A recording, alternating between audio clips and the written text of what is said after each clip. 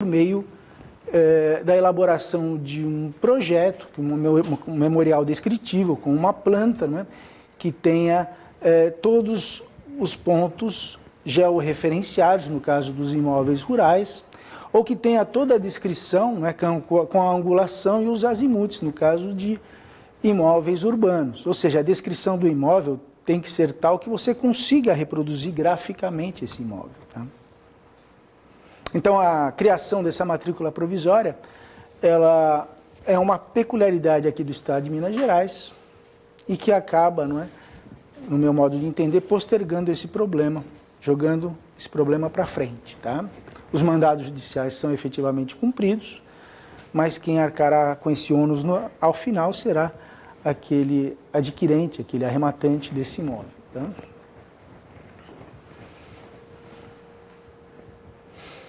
Lembrando, né, como os senhores já sabem, que o registro é aquele ato característico, tá? Aquele ato típico de transmissão, ou seja, quando se fala em transmissão de propriedade imobiliária, se fala em registro. Tá?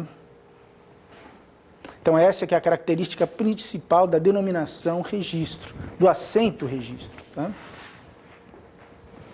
E a verbação. A verbação, exatamente, aquele assento registrário que modifica o registro. Tá? Apenas como exemplo, né? Se nós vamos fazer uma alteração na qualificação daquele proprietário, essa inserção dessa nova qualificação, por exemplo, se houve um casamento, se houve uma separação, se houve um divórcio, ele é feito por meio de averbação. Se há uma cessão, uma construção nesse imóvel, tá? Pelo princípio da concentração, que nós vamos analisar brevemente, não é? Essa construção ela é inserida na matrícula imobiliária por meio de uma averbação. Tá? Não há transmissão de dominalidade, há uma modificação objetiva nesse caso, o assento é a averbação. Ok? Apenas para lembrar esses conceitos. É claro, não é claro que essas denominações elas possuem várias exceções. No próprio rol lá do artigo 167, inciso 1º, nós observamos vários dispositivos em que não há transmissão de dominalidade, especialmente aqueles registráveis no livro 3, no livro auxiliar, não é? Que é aqueles que se referem apenas indiretamente a imóveis, não é? As cédulas de crédito, por exemplo, se não houver garantia real, o legislador optou para a maior publicidade, que ela seja registrada no registro imobiliário. Pode nem envolver imóveis, tá? Mas uma cédula de crédito rural, por exemplo, que tenha como garantia a safra de determinado ano, tá? Ela é registrada no registro imobiliário, conforme prescrito no artigo 167, inciso 1º. Tá? Foi uma opção legislativa para uma maior publicidade. Então nós temos exceções. E além dos direitos reais, nós temos também direitos pessoais. Direitos pessoais que são registrados, como por exemplo, a cláusula de vigência em locação. É um direito pessoal, não é um direito real, mas é registrável. Está lá no artigo 167, inciso 1º, número 3. Também a lei de locações, a lei de inquilinato, lá no seu artigo 8, fala em registro. Tá? Para alguns é uma tecnia, mas essa tecnia ela está inserida no próprio texto da Lei de Registros Públicos. De qualquer sorte, foi uma opção legislativa, por quê? Porque, na realidade, a cláusula de vigência, ela é uma obrigação, ela é um direito pessoal, sim, mas um direito pessoal com eficácia real. Tá? Ou seja, ela necessita de publicidade. E por isso, né, por essa necessidade de publicidade da cláusula de vigência, é que o legislador optou por inseri-la como um ato a ser registrado no registro imobiliário. Tudo bem? Continuando então. Como nós estamos falando de averbações, não é? E aqui pegando o gancho para falar de uma especificidade de Santa Catarina, que vai ser a tônica aqui desse nosso encontro. Tá? Nós temos aqui no artigo 688 do Código de Normas, especificamente nos parágrafos 1º e 2º, um dispositivo que tem gerado muita celeuma aqui no estado de Santa Catarina, né? As chamadas, popularmente, averbações monstro, né? Ou seja, o que acontecia aqui no estado de Santa Catarina? Alguns registradores, não poucos, né? Devo admitir, em determinados registros, como por exemplo, de um inventário, em que há necessidade de qualificação, de qualificação dos proprietários com alteração de estado civil, com alteração de numeração de documentação, faziam cada uma dessas alterações em averbações distintas, tá? E o valor das averbações sem valor aqui em Santa Catarina é um valor bem razoável, tá? Está por volta de, com os selos hoje, R$ 111, tá?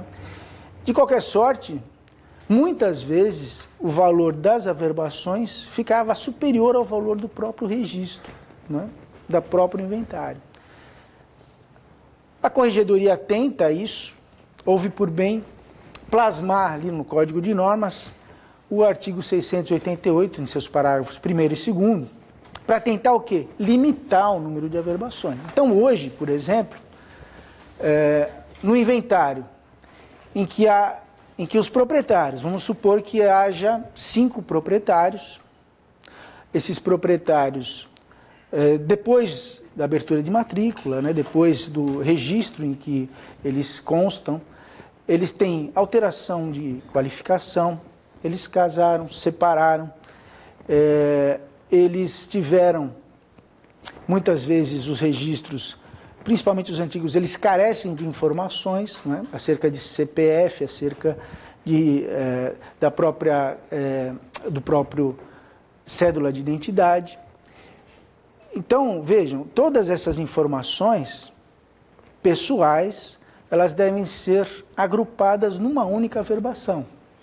Por isso, né, a denominação popular de averbações monstro, porque não raramente, numa única averbação no registro imobiliário aqui em Santa Catarina, você tem várias laudas, né? Várias laudas, por quê?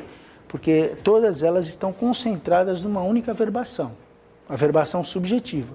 Mesma coisa vale para a averbação objetiva, de dados objetivos do imóvel. O imóvel rural, por exemplo, seu certificado de cadastro de imóvel rural, seu CCIR, que se fazia antes, né?